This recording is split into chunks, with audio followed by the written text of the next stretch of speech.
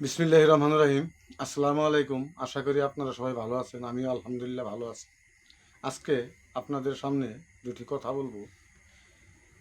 BNP আর আওয়ামী লীগ কিছু মানুষ তফাৎ খুঁজে পাইতেছে না। কারণ অনেক জায়গায় শোনা যায়, অনেক লোকেই বলা বলি করে যে বিএনপি আওয়ামী লীগ ভাই ভাই, দুই সাপের এক বিষ। আমি ওই সকল দাদা ভাইদেরকে বলবো যে আমার কথাগুলো আপনারা শুনবেন, তাহলে হয়তো আপনাদের এই ভুল ধারণাটা ভেঙে যাবে। বিএনপি আর আওয়ামী লীগ তফাৎটা কোন জায়গায় আমি আপনাদের একটু বর্ণনা দিতেছি আপনাদের।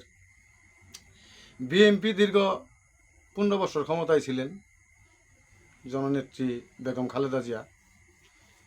উনি ক্ষমতায় থাকাকালীন বাংলাদেশের কোনো একটা আলেম লাঞ্ছিত হয়নি, বাংলাদেশের কোনো একটা আলেম হয়তো জেল খাটে নেই। আর বাংলাদেশের আওয়ামী লীগ দীর্ঘ 16 বছর ক্ষমতায় ছিলেন।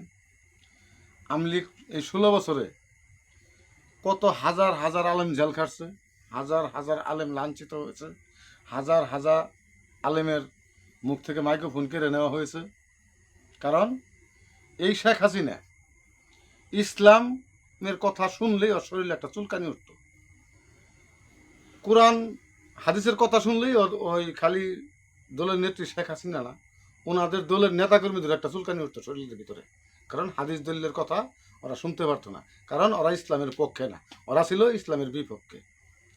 আর আমাদের জননেত্রী বেগম খালেদা জিয়া, দেখেন এটা আমার মুখের কথা না, এটা আপনাদের হেফাজত ইসলামের মাওলানা মামুনুল হক মামুন সাহেব, ওনার ভাষায় ওনার মুখে আমি অনেকবার শুনেছি, হয়তো আপনারাও শুনেছেন, যে যতবার বেগম খালেদা জিয়ার লোকে দেখা হয়েছে ততবার বেগম খালেদা জিয়া বলছে যে আপনারা তো ইসলাম প্রতিষ্ঠার জন্য রাজনীতি করেন, আপনারা যদি ইসলাম প্রতিষ্ঠার জন্য কাজ করেন তাহলে আমাদের দিক থেকে সহযোগিতা পাবেন, আমাদের দিক থেকে কোনো বিরোধিতা পাবেন না।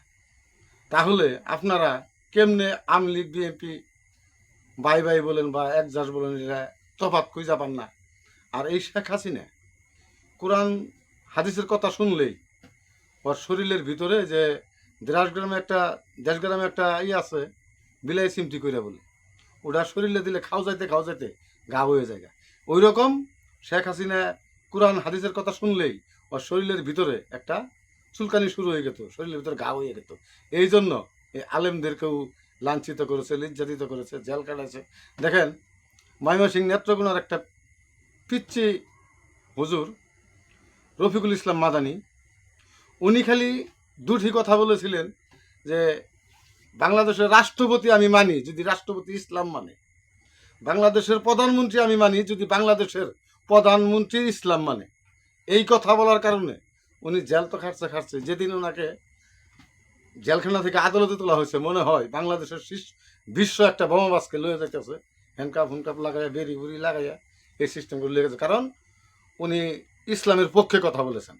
কারণ আমরা এটা দাবি করতে পারি, আমাদের এটা ইসলাম রাষ্ট্র, আমরা ইসলাম ধর্মের লোক, আমরা আমাদের প্রধানমন্ত্রীর কাছে দাবি করতে পারি। কারণ হলো আমাদের প্রধানমন্ত্রীও তো ইসলাম ধর্মের লোক, উনিও মুসলমান, উনি ইসলাম মানবে না কেন? এই কথাটা আমরা বলতে পারি। কিন্তু দেখেন এই কথা বলার কারণে এমন একটা লাঞ্ছিত, এমন একটা নির্যাতিত হয়েছে আমাদের বাংলাদেশের আলেম সমাজ। আর দেখেন জামাত ইসলামের আলেমগুলা কিভাবে বিনা অপরাধে বিনা দোষে এদেরকে ফাঁসি দিয়ে হত্যা করে ফেলাইছে।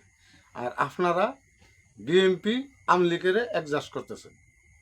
আওয়ামী লীগের হয়তো আপনারা বুঝতে পারছেন যে আওয়ামী লীগের তফাৎটা কোন জায়গা, আর বিএনপির তফাৎটা কোন জায়গা। আমার কথাগুলো শুনে যদি ভালো লেগে থাকে তাহলে আপনারা একটা শেয়ার করে দিবেন। আপনাদের একটা শেয়ারের মাধ্যমে দেখা গেছে আরও 10টা লোক দেশের কথাগুলো শুনতে পারবে। আসসালামু আলাইকুম।